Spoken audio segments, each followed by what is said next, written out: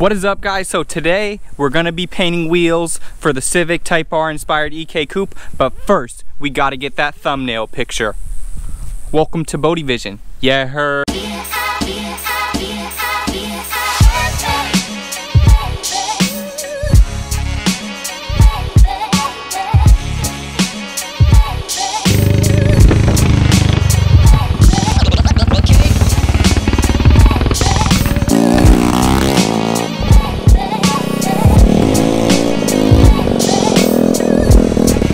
You guys better like this video for the sheer fact that no one is going this hard on a Honda Ruckus. You know what I'm saying? So what is up, you guys, and welcome. So like I said earlier, today I'm going to be showing you how to paint wheels and kind of how I set them up and my procedure and different stuff along those lines.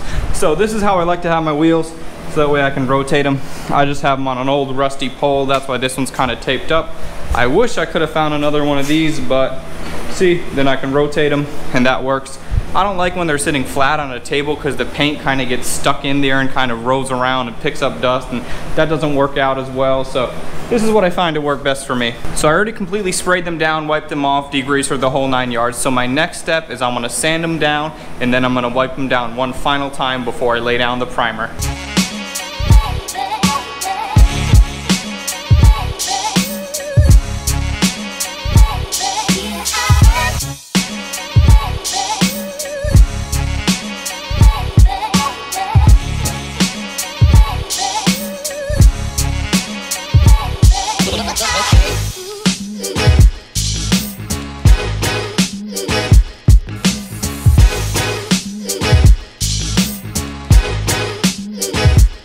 Hashtag Camber Gang. So when I'm scuffing a wheel, or when I'm sanding it rather, I'm mainly looking to just kind of scuff the surface. That way the primer will have something to adhere to. If your wheels that you're painting are in real bad condition, you need to break them all the way down to get them to a solid surface. And what I like to use before my primer, I use a real thick filler primer. So sanding with 220 before that is okay. If you're using a thinner primer, you're going to want to sand to a higher number, like maybe a 400 or even an 800. We have some fabulous live music later on, but right now here's the kind I prefer.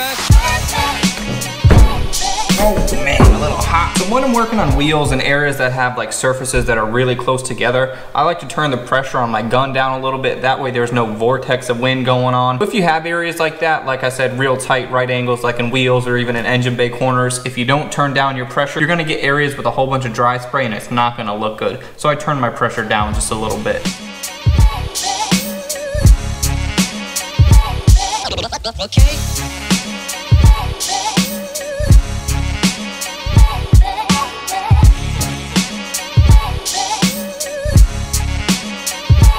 Faithful and brave. So if you guys notice when I was painting, if you're used to seeing some of my other videos, you notice how much dust is getting in the air and how much overspray and how crazy it looks. And you notice it did not happen this time. And the reason why it didn't happen this time is because, man, well, look at them, hold on. Inside, outside, I don't worry about this edge too much. But anyways, so the reason why there wasn't as much dust in the air is because usually I spray at about 2 bar, which is equivalent to 29, somewhere between 29 and 30 PSI.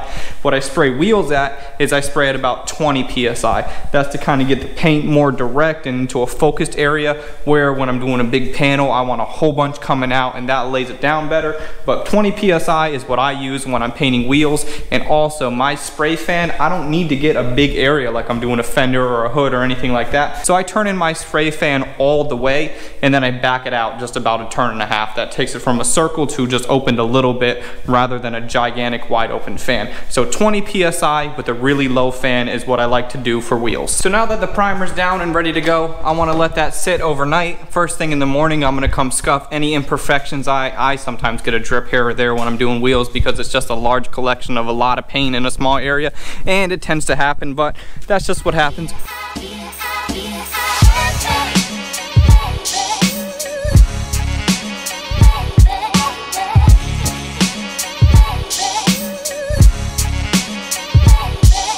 Okay.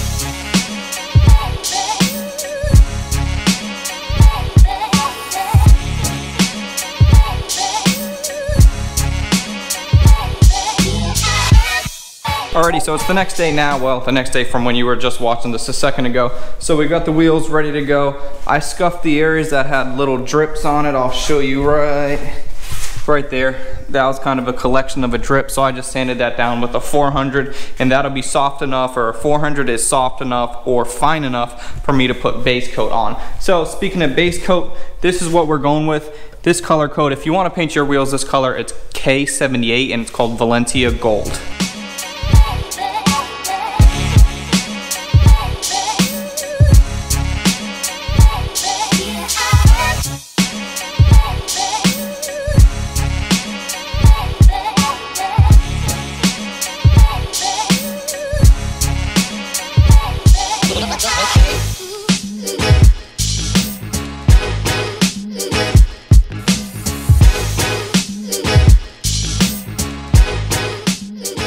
So here's how we look with just the base coat. I haven't done the clear coat yet, but this should kind of give you an idea of how they're gonna look when they're done, because the clear coat that I'm gonna use is a flat clear coat. That's not gonna give it a gloss finish, and that should make it look as close to factory as possible, and that's what we're going for.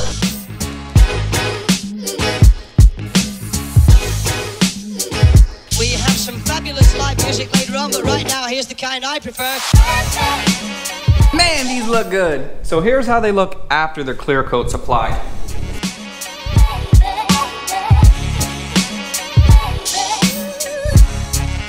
We were really going for a factory look, and I think we hit the nail on the head. From factory, they come flat, they don't have a gloss finish, and the way that flat clears work, here, I'll show you what it looks like.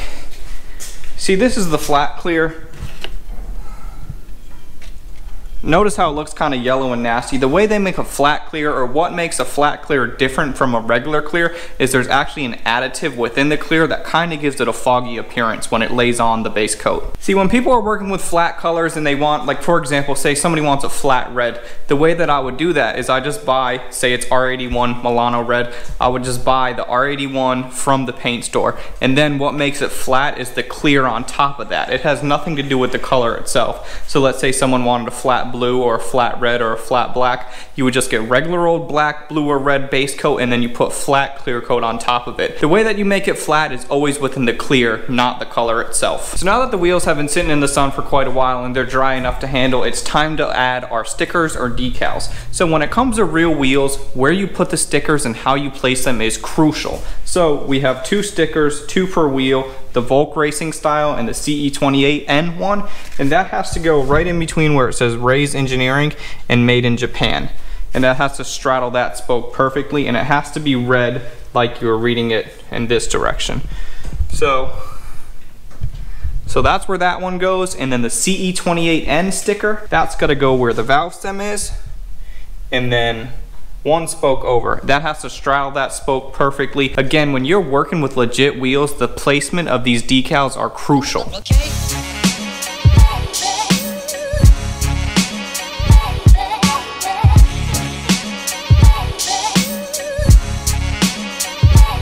Faithful and brave.